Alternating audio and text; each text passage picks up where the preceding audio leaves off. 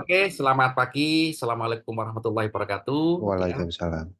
di sini telah hadir Pak Yunus Saleh dan Mas Ginanjar Anggi. Ya, kita lanjutkan materi kita, saudara-saudara, untuk kecerdasan buatan ini. Ya, diskusi kita di LMS sangat bagus sekali. Saya senang dengan diskusi Anda. Ya, semua jawaban yang Anda hadirkan ya kan, itu bagus semua. Ya, dan betul semuanya lah. Ya, tidak ada isu yang perlu saya reply untuk itu bisa membantah jawaban Anda ya, karena jawaban Anda itu berbasis pembacaan ya, berbasis kepada Anda membaca suatu referensi ya.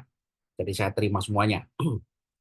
Saudara-saudara, untuk bahan UAS itu nanti saya ingin kita mencoba yang namanya neural networks atau jaringan saraf tiruan ya. Kita di UAS nanti mencoba ya, boleh gagal, boleh berhasil, ya dua-duanya ya, supaya tidak menjadi beban bagi Anda ya. Kenapa kita punya karena kita punya tools yang namanya MATLAB ya. Di MATLAB itu ada yang namanya PackEdge software atau PackEdge modul yang bisa kita gunakan untuk simulasi jaringan saraf tiruan ya. Anda pasti semua udah punya ya MATLAB ya, waktu UTS kemarin. Sudah Pak, versi trial Pak. Nah, nggak apa-apa ya. Masih bisa digunakan Mas Ginanjar untuk Eh, UAS nanti. Kemarin sampai awal Januari sih Pak. Cuman sudah saya coba perpanjang pakai email lain daftarnya. Ya, gitulah caranya. Diakalin iya. Cara gratisan ya. Iya betul Pak. Nanti kalau semoga kalau Unsia ini duitnya banyak ya, bisa kita belilah ya untuk version student version ya. Amin. Masalahnya ini nggak murah. Ya, nggak murah ya. Itu ya. Oke, bagus, Mas Ginanjar sama Mas Yunus ya. Saya senang.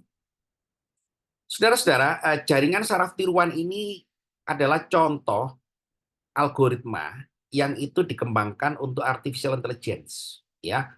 Seperti yang saya jelaskan pada minggu sebelumnya, jaringan saraf tiruan itu dia adalah algoritma yang mensintesa atau mensintesis atau menirulah ya, meniru cara kerja saraf manusia ya. Saraf manusia dalam belajar ya. Kita belajar itu ternyata di dalam otak kita ya, diciptakan oleh Allah Subhanahu wa taala itu kan, itu penuh dengan secara fisikal biologis ya, itu adalah jaringan saraf ya, jaringan saraf yang terhubung mulai dari sensor ya, sensor indrawi sampai ke otot-otot kita ya. Sensor indrawi ya, mata, pendengaran, pengecapan, perabaan ya, visual ya, sampai ke itu otak kita ya, diolah, dikomput, dimemorize ya. Kemudian sampai dihasilkan tindakan ke otot ya, actuating ke otot kita ya. Kita bergerak ya, kita mengucap, kita merespon, kita merespon ya dalam bentuk tindakan ya, atau juga merespon dalam bentuk yang lain ya. Itu semuanya adalah merupakan susunan jaringan saraf tiruan ya. Nah, sudah dari tadi JST ini kita sintesa ya. Kita sintesa menjadi satu yang namanya algoritma ya. Nah, algoritma ini bersyukur ya sudah dibuatkan sama MATLAB ya. Sintesa tadi itu kan dalam bentuk package modul yang namanya adalah modul Simulink ya. Simulink Neural Networks ya. Jadi kita sangat gampang sekali ya. Nah, saudara-saudara, itu di dalam JST itu ada JST modul jaringan saraf tiruan ini di MATLAB ini ya, itu bisa kita gunakan untuk segmenting image ya, atau segmentasi data citra. Segmentasi data citra ini ya untuk misalkan ya, untuk identifikasi ya, untuk bisa identifikasi misalkan pola ya, pola image-nya tadi itu ya. Misalkan kita mau memotret itu mengidentifikasi kan, itu contoh aja ya, contoh saja ya, tapi itu juga banyak juga contoh-contoh yang lain ya. Misalkan kita mau membuat itu AI ya, untuk mengenali tumbuhan itu sehat atau tidak. Ya. Gimana caranya Pak Ucu? Nah, gimana dengan IT? Maka kita bisa menggunakan artificial intelligence untuk gimana datanya? Datanya adalah daun ya. Setuju nggak kalau misalkan tanaman saya itu daunnya itu seger, enak dipandang, ya, kemudian tidak layu, ya. Setuju nggak? daunnya juga. Setuju, Nah, setuju, Pak. artinya dari daun saja kan kita bisa mendapatkan data ya bahwa tanaman itu sehat atau tidak ya. Berarti kita bisa apa itu menggunakan kamera yang resolusinya bagus ya untuk memotret daun ya. Daun itu potret, daun dipotret ya kan untuk itu kita masukkan ke dalam JST, jaringan saraf tiruan ya, untuk kita petakan polanya. Di mana sih pola daun yang sehat itu ya secara gambar. Nah, itulah kita bisa menggunakan yang namanya segmenting image ya atau itu pengenalan pola daun yang sehat ya menggunakan ini ya JST ya. Atau juga kita bisa detecting objects in image ya. Jadi kita bisa menggunakan radar optik ya. Jadi ini penerapannya untuk radar optik ya untuk target itu recognition ya. Misalkan itu kita ingin membuat suatu konsep ya itu pengenalan absensi berdasarkan pola wajah ya atau deteksi wajah ya. Deteksi wajah itu untuk absensi. Maka kita kan absensi wajah manusia itu kan apa itu harus di database ya di database ya nggak boleh berubah-ubah ya kan. Kemudian kalau dimanapun kita berada kita bisa face recognition ya untuk absensi ya atau juga untuk yang lain untuk security atau juga untuk katakanlah itu teknologi-teknologi yang lain ya seperti itu. Maka kita bisa menggunakan JST ya. Kemudian contoh lagi ya bagaimana deteksi penyakit ya deteksi penyakit kanker kulit ya Pak, teknologi medis itu sudah canggih ya dia sudah menggunakan teknologi IT untuk deteksi penyakit kanker misalkan ya masalahnya penyakit kanker ini apa itu yang ahli ya itu hanya ada di kota-kota besar bisa nggak penyakit kanker itu bisa dokternya itu bisa sampai ke desa ya ke pucuk gunung di Gunung Kidul sana misalkan gitu ya apakah orang Gunung Kidul itu untuk meriksa kanker itu harus datang ke kota-kota besar. Tidak perlu. Ya, ke depan itu dikembangkan yang namanya konsep telemedicine, ya, pengobatan jarak jauh. Ya, pengobatan jarak jauh ini bukan berarti dengan dukun santet ya, tapi dengan ini ya, dengan apa itu dengan konsep yang namanya telemedicine, ya, melibatkan teknologi informasi. Ya, cukup ya difoto di aplikasi kan, masuk ke dalam aplikasi gitu kan, maka dia nyambung dengan sistem CST ya, kemudian nyambung dengan betul diagnosa dokternya misalkan. Nah, itu salah satu contoh konsep telemedicine ya. Nah, bagaimana teknologi CST itu digunakan? Maka teknologi CST digunakan untuk analisis data. Misalkan penyakit kanker kulit ya. Kanker kulit ini gitu kan. Apa bedanya penyakit kanker kulit dengan penyakit kulit umumnya ya, panu, kadas, kurap ya, budiken ya. Ini kan harus ada suatu metode yang digunakan untuk identifikasi apakah penyakit kulit itu tergolong atau terklasifikasi jenis-jenis tadi itu. Nah, untuk bisa melakukan ini saudara-saudara, tentu adalah kita butuh tools yang namanya betul jaringan saraf tiruan sebagai basis ya atau metode artificial intelligence. Nah, bagaimana jaringan saraf tiruan itu bekerja? Ya, jaringan saraf tiruan itu bekerja menggunakan konsep yang namanya itu susunan ya, susunan atau rangkaian daripada cara kerja saraf manusia secara sintesis ya, secara sintetik ya. Itu adalah ada input layer, ada itu layer neuron ya. Jadi layer neuron itu di sini ya. Neuron ini kan sebagai pengolah datanya ya, pengolah data sebagai transmisi data ya kan itu di neuron di sini ya. Kumpulan neuron-neuron ini ya di dalam GST ya itu disebut sebagai layer ya. Neuron layer ya, berlapis-lapis ya. Jadi kalau Anda mengenal deep learning ya, metode ya itu adalah susunan daripada layer neuron ini diperbesar. Ya diperbesar ya kan berpuluh-puluh lipat atau beratus-ratus lipat ya kan juga mungkin sampai ke order ribuan ya tergantung kemampuan komputasi hardware kita ya. Itu semakin banyak layer neuron di sini ya maka semakin panjang prosesnya. Karena semakin panjang maka semakin membutuhkan resource hardware yang semakin besar ya. Tapi dampaknya adalah semakin presisi, ya semakin presisi ya. Karena apa saudara-saudara ya? Karena itu kalau Pak betul nggak kata Pak Uci itu GST itu menirukan saraf manusia? Ya saya katakan tidak meniru sebenar-benarnya ya. Karena kan jaringan saraf manusia itu sampai bermiliar-miliar, sampai bertriliun ya. Kalau itu kita tirukan betul ya, ya komputer kita saat ini belum mampu ya, belum mampu sampai di situ. Tapi dari cara pola kerjanya bisa kita buat simple ya, kurang lebih misalkan ya beberapa layer neuron ya. Karena memang itu nggak mudah ya untuk membuat layer neuron yang sangat besar seperti kita ini manusia ya. Jadi Tuhan Yang Maha Esa ini saudara-saudara kan Allah SWT kan menciptakan jaringan saraf tiroid kita ini sangat luar biasa ya, sangat sempurna ya. Karena itu kalau dalam Al-Qur'an kita ini disebut sebagai eh, makhluk yang mulia. Ya karena memang apa itu dari sisi kecerdasan aja kan untuk prosesnya kan itu sangat kompleks ya. Untuk ditirukan aja dalam komputer itu ya hingga saat ini belum bisa tercapai 100% ya. Jadi neuron layer, jaringan neuron di sini yang bisa kita tiru itu ya dalam simulasi, dalam penerapannya ya hanya beberapa ya, seperti itu. Kemudian ada output layer ya. Jadi dari input, proses dan output ya, di mana proses itu merupakan susunan jaringan neuron secara sintetis ya, itu adalah bisa kita simulasikan dengan yang namanya simulink ya. Nah, inilah saudara-saudara disebut sebagai arsitektur dasar daripada JST atau neural networks ya. Yang nanti itu bisa kita kembangkan menjadi konsep deep learning ya. Jadi deep learning itu sebetulnya adalah JST yang dikembangkan jumlah neuronnya di sini ya. Inputnya dikembangkan ya, kemudian hidden layer yang berisi neuron layer itu dikembangkan semakin besar, semakin berlapis-lapis ya.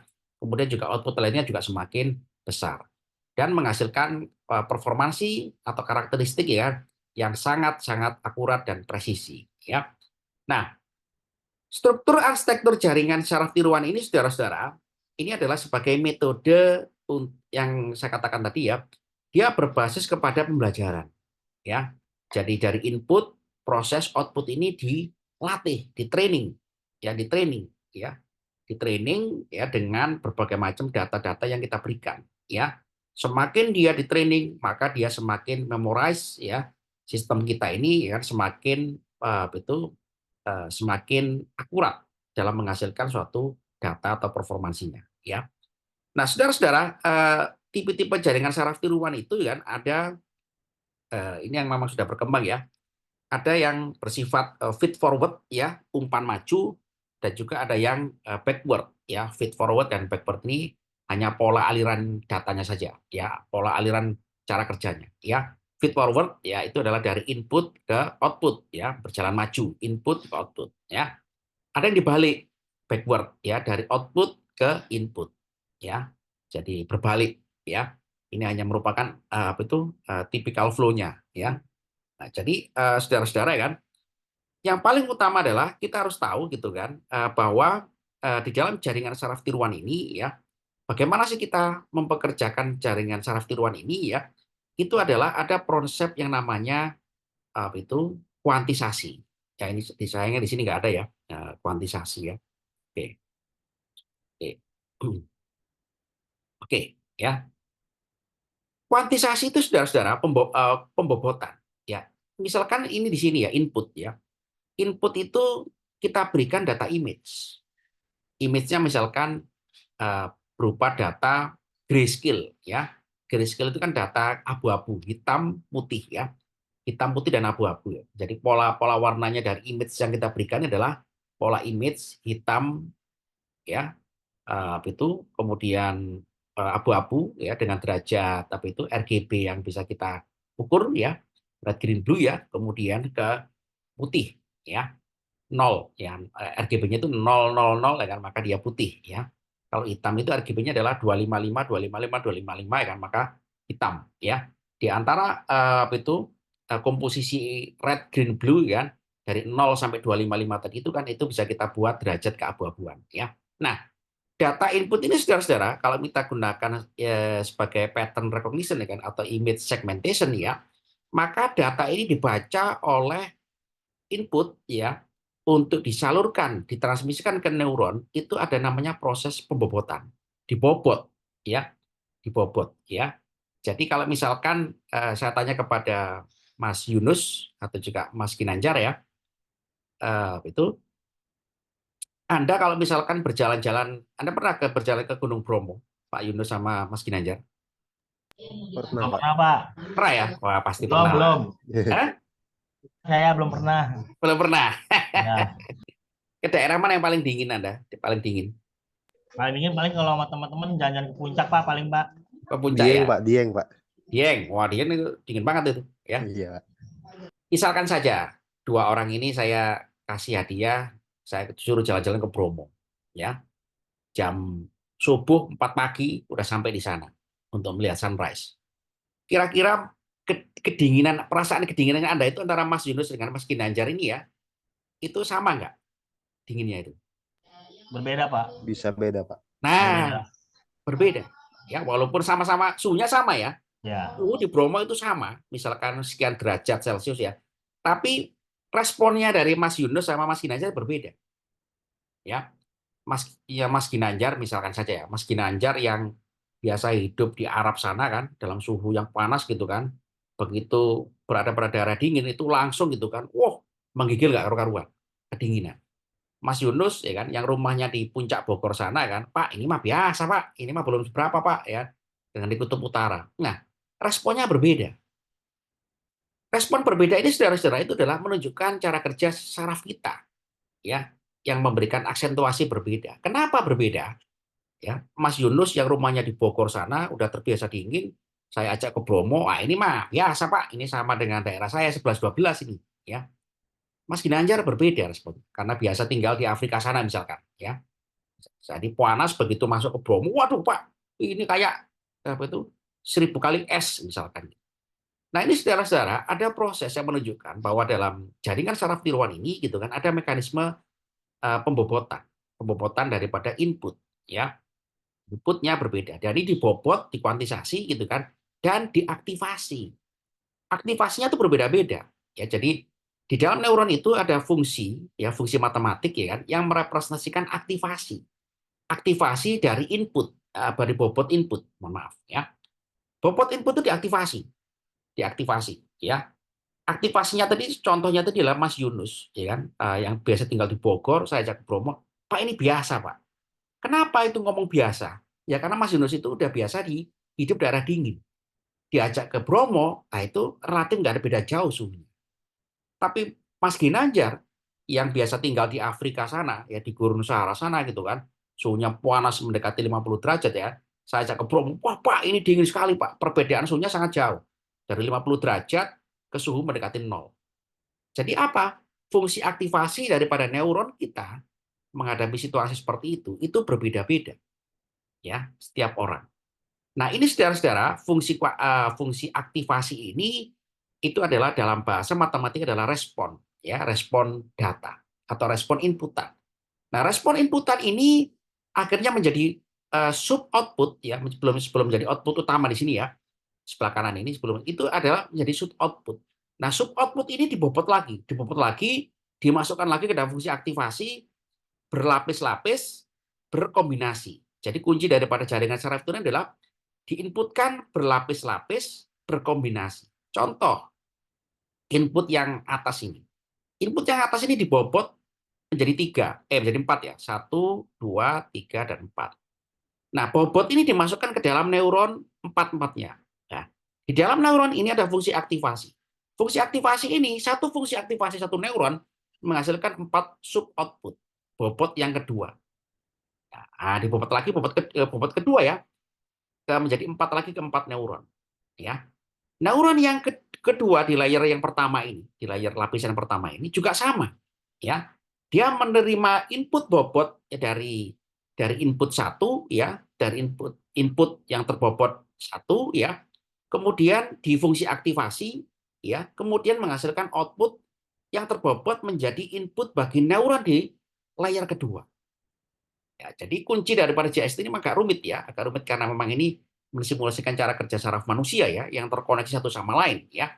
Maka input ini saudara-saudara sampai menjadi output itu adalah ada mekanisme pembobotan ya, transmisi ya, aktivasi. Tiga kunci tadi itu ya. Input dibobot ya, ditransmisikan ke semua neuron di layer pertama. Ya, ini juga sama. Input kedua juga sama. Ya, dibobot, ya terbobot, ya terkuantisasi, tertransmisi, didistribusikan ya ke semua neuron di layer pertama, neuron 1, 2, 3, dan 4 ya, diaktifasi masing-masing, dihasilkan output untuk menjadi inputan bagi neuron di layer kedua. Ya, ini mesti agak bingung sedikit ini. Ya, halo,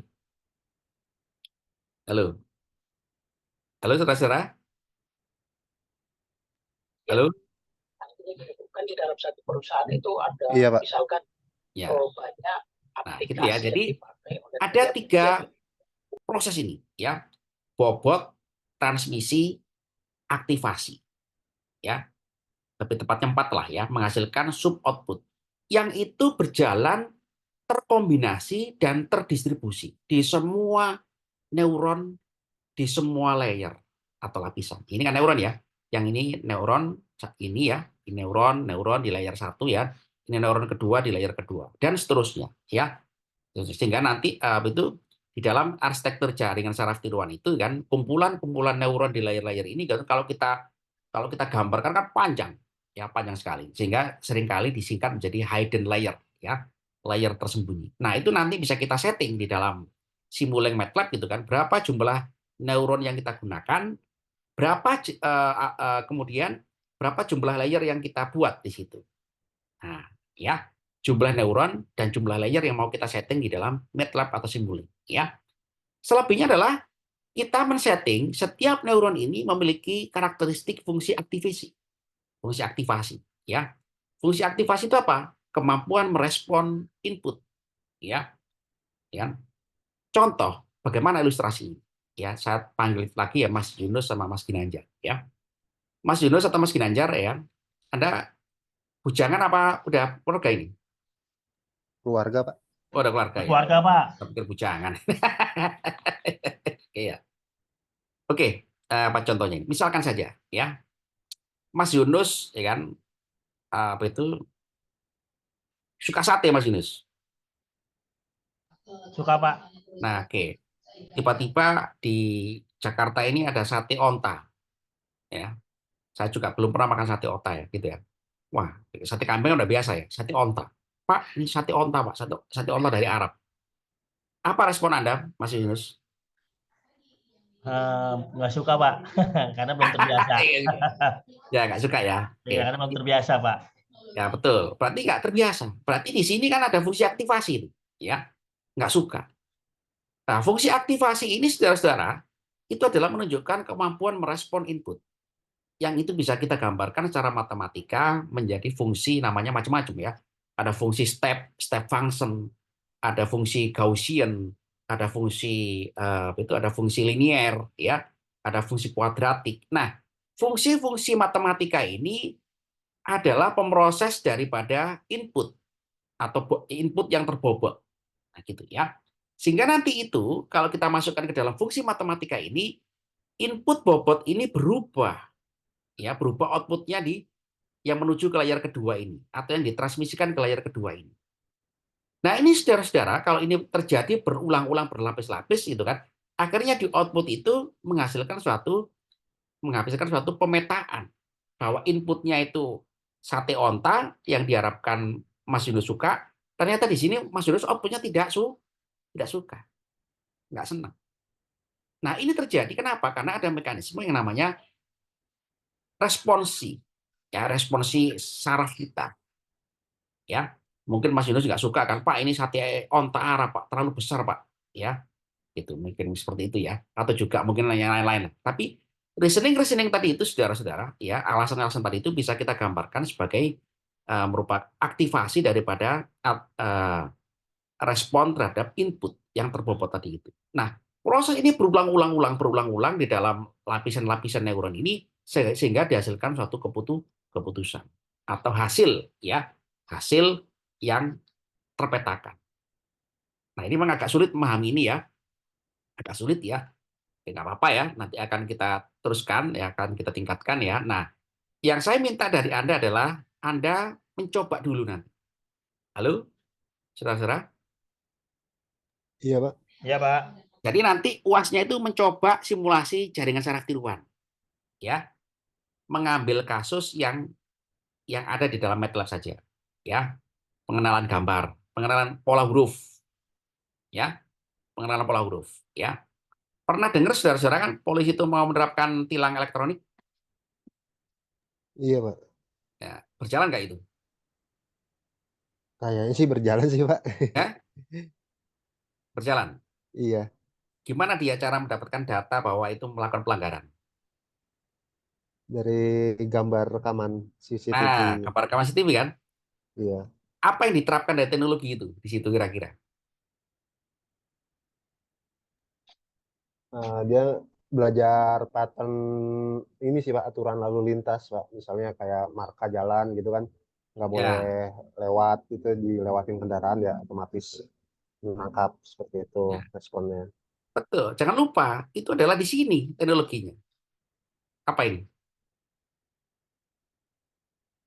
Ini kan, Iya, detecting image, detecting video. Ya, pernah saya baca dalam artikel ya kan, kepolisian itu menghadapi masalah kan, sulit membaca plat nomor mobil. Ya, dan juga masalah-masalah yang lain ya. Ini katakanlah dari sisi teknologinya saja, teknologinya yang saya bahas ya. Kepolisian itu menghadapi masalah kan, sulit membaca membaca plat nomor mobil. Kenapa? Karena kasusnya adalah mobil itu bergerak kecepatan tinggi, ya. Mobil itu kan nggak sama kecepatannya, mau di foto itu, betul kan? Betul kan? iya Pak, betul. Ya, nggak sama kecepatannya. Ada yang nggak mungkin mobil itu pelan di jalan. Ya pelan itu kalau dia berhenti di foto ya itu nggak ada masalah ya seperti itu ya. Ya, mobil berjalan dengan kecepatan tertentu. Jadi fotonya kabur, ya. Belum lagi hujan. Banyak sekali masalah di situ. Hanya untuk membaca plat nomor mobil. Belum lagi plat nomor itu modifikasi, ya. Apalagi kan kita lihat di jalan ya, plat nomor modifikasi itu macam-macam, ditempel stiker gitu kan. Tempel stiker, hurufnya berubah, macam-macam. Nah, ini saudara-saudara ya, teknologi jaringan saraf tiruan itu ditantang untuk bisa membaca data dengan gangguan-gangguan seperti itu, ya. Nah, inilah saudara-saudara kan akhirnya apa kan? Akhirnya ya kepolisian masih belum bisa ya menerapkan ini ya karena ada kendala-kendala seperti itu, ya. Jadi kalau kita mau membuat satu konsep ya itu pattern recognition atau detecting image ya untuk bisa meresolve masalah-masalah ini kan itu bagus ya.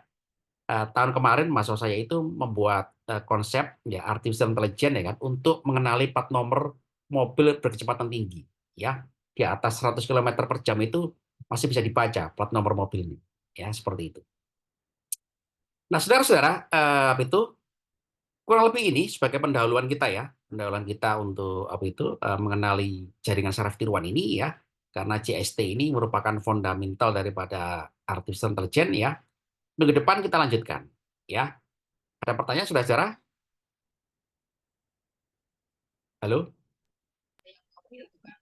Cukup Pak, belum ada Pak saya Pak. Cukup ya? Oke.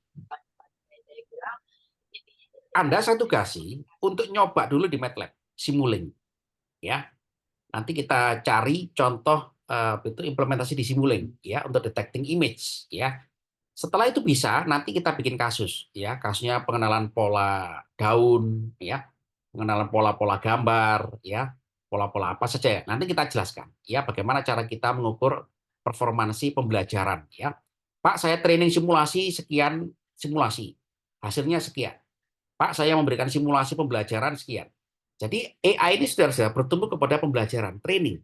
Kalau kita udah buat sistem, apa selanjutnya? Pembelajaran, learning process. Nah, pembelajaran itu adalah proses yang dilakukan berulang-ulang. Jadi training terus, di training terus, di training terus, semakin akurat. Sebagai contoh kan, untuk mengenali huruf A ya, huruf E atau A, atau huruf atau angka lah. Kan itu nggak bisa langsung. JST itu langsung, Pak, ini huruf A 100%. Tidak. Jadi dia harus berulang ya. Huruf A itu inputnya bermacam-macam. Ada alat, ada ini, ada A yang macam-macam lah ya. Kita bikin huruf A itu kan macam-macam ya. Huruf A-nya Pak Yunus dengan Pak Ginanjar kan berbeda-beda tulisannya itu. Ya, berbeda-beda. Nah, ini saudara-saudara butuh yang namanya training atau proses pembelajaran. Nah, proses pembelajaran ini adalah proses yang rekursif, berulang balik ya, dan terevaluasi sehingga nanti itu sistem merecord ya dan semakin meningkatkan performansinya. Ya, oke, bagus saudara ya atas waktu Anda ya. Terima kasih ya. Kita lanjutkan minggu depan ya. Sekian dari saya. Assalamualaikum warahmatullahi wabarakatuh. Selamat pagi. Ya, Waalaikumsalam warahmatullahi wabarakatuh. WA group Terima kasih Terima banyak kasih, Pak. Pak. ya, ya. infonya.